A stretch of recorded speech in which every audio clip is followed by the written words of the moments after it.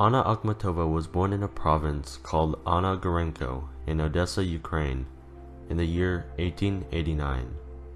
She later changed her name to Akhmatova. Her father, a naval engineer, and her mother were both part of the Russian nobility in the early 1900s. She wrote in regards to her family, "No one in my large family wrote poetry, but the first Russian woman poet, Anna Bunina, was the aunt of my grandfather, Erasma Ivanovich Stogov. The Stogovs were modest landowners in the Moscow province. Later, her family moved to St. Petersburg, Russia, as a young child. During school, she found an interest in literature and poetry. Akhmatova was writing poetry at the age of 11 and began publishing in her late teens. During this time period, she was inspired by poets Nikolai Nekrasov, Jean Racine, Alexander Pushkin, Evgeny Borodnitsky, and the symbolists. In 1910, she was married to an important Russian poet by the name of Nikolai Gumilyov. Akhmatova started to publish her own poetry shortly after. Later in life, she had joined the Acmeist movement. Acmeism was an early 20th century movement in Russian poetry that rejected the values of symbolism in favor of formal technique and clarity of exposition. The term was coined after the Greek acme, which meant the best age of man. The Acmeist philosophy was first described by Mikhail Kuzmin in his 1910 essay concerning beautiful clarity.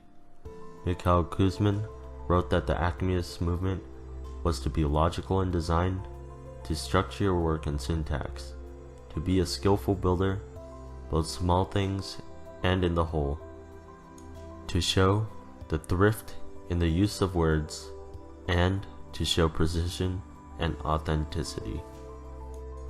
Their ideas contrasted with the ideas of the Russian symbolists that had presented their imitations through symbols that contained many references not known to the common man, whereas the Acmeists believed in direct expression through imagery and simplicity.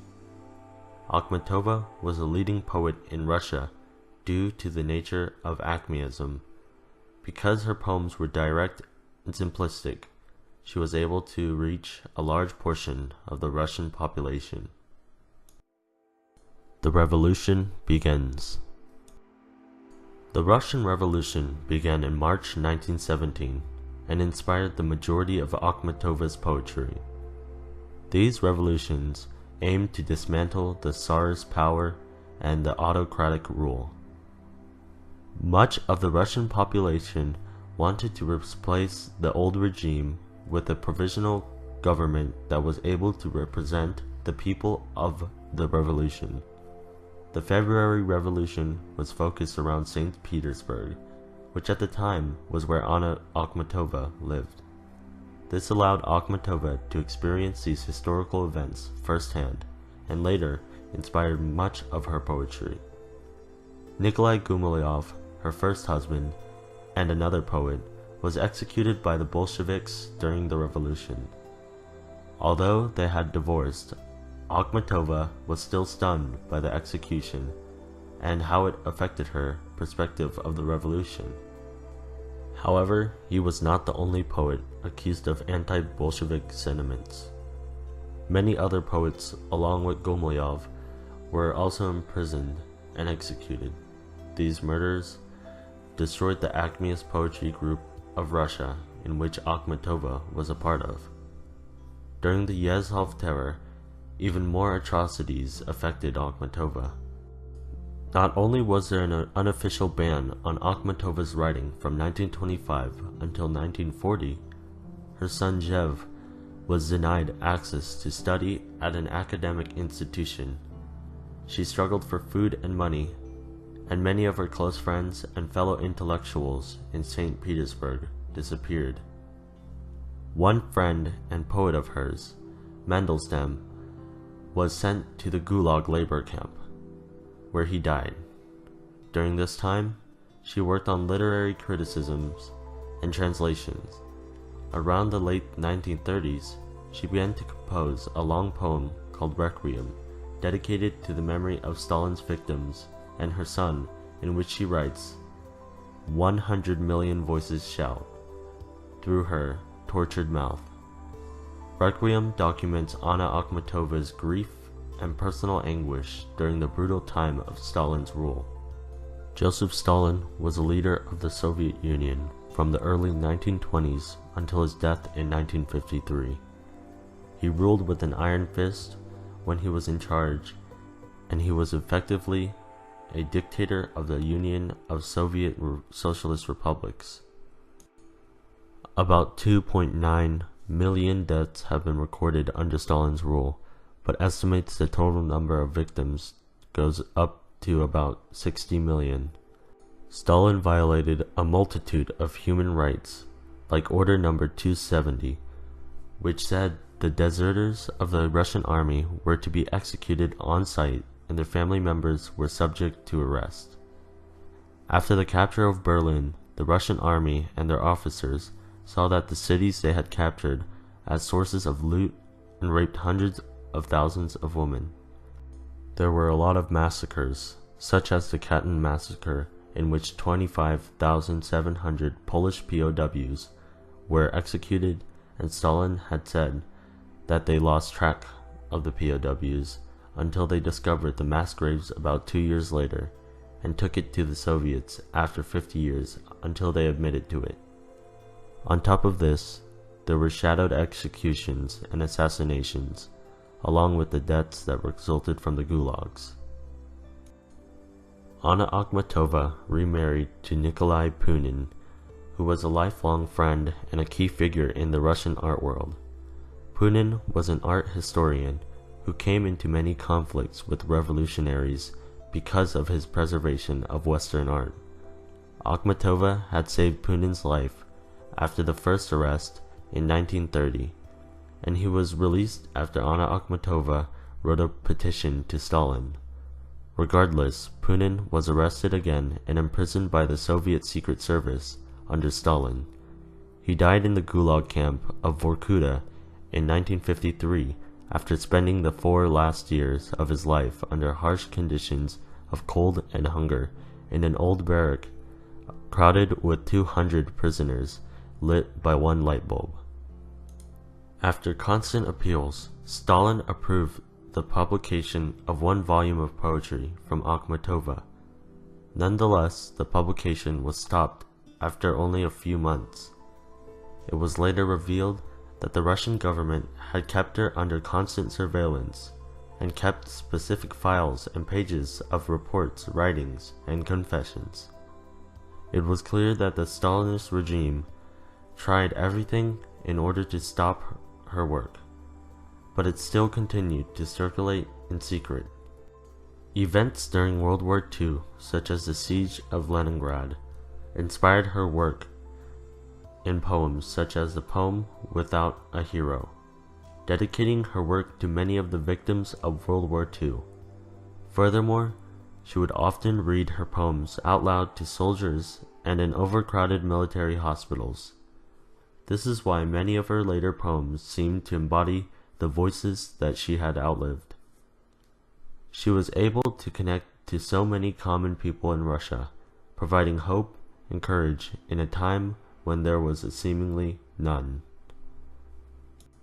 To make matters worse, Akhmatova's child, Zev, was arrested for a second time in 1949 and ordered to a Siberian gulag labor camp. Much of her focus shifted to ensuring the safety of her son, that she began writing propagandist poetry like In Praise of Peace, which stated her support for Stalin's regime. Zev did not leave the camp until 1956, and it's speculated that not only did Anna's pro-Bolshevik poetry save her son's life, but her life as well. The same year he left labor camp, she began writing her own poems again. During her final years, She lived with the Punin family in St. Petersburg, Russia. She was still translating and writing poetry at an old age. She made great efforts to preserve and reconstruct her work that had been destroyed and stolen during the many purges under Stalin and Lenin. She was well respected by many veterans of the war and honored by the USSR as well as many Western countries. In the early 60s, she worked to teach and inspire many young Soviet writers and poets, such as Joseph Brodsky, who would go on to win the Nobel Peace Prize in Literature. Akhmatova became one of the last prominent poets from Russia and became a representative of the USSR to travel around the world. During this time period, she became more popular than she had ever been before, with a growing reputation in countries such as the United States and the UK. Poems such as Requiem and The Way of All the Earth or Woman weren't published completely until the 1960s. With her direct style of writing and depictions of suffering, love, and religion, Akhmatova was able to inspire people across the world with her poetry during some of the hardest times. The works of Anna Akhmatova. Throughout the Russian Revolution of 1917, Anna Akhmatova faced many difficulties and challenges. In a way of coping, this poet wrote in such a way that was influenced by her experiences. An example of this is between the years of 1935 and 1961.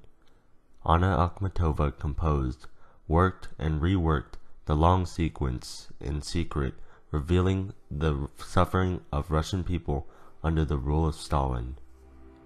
Throughout this poem, she uses various literary techniques, such as symbols, to portray her emotions throughout the stages of her life during and after the revolution. One symbol used throughout Akhmatova's poetry is the symbol of stone and rock. Lines such as "The word landed with a stony thud" and "Turn my living soul to stone" utilize the symbol to display the harshness of having her son taken away.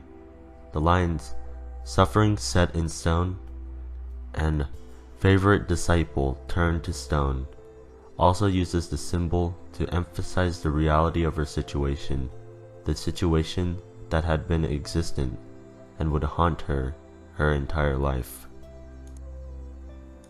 Another poem by Anna that portrays how she feels during and after the revolution is Willow. In this poem, Anna makes aware more of her thoughts about the suffering that she felt throughout the revolution, as well as how she felt after it.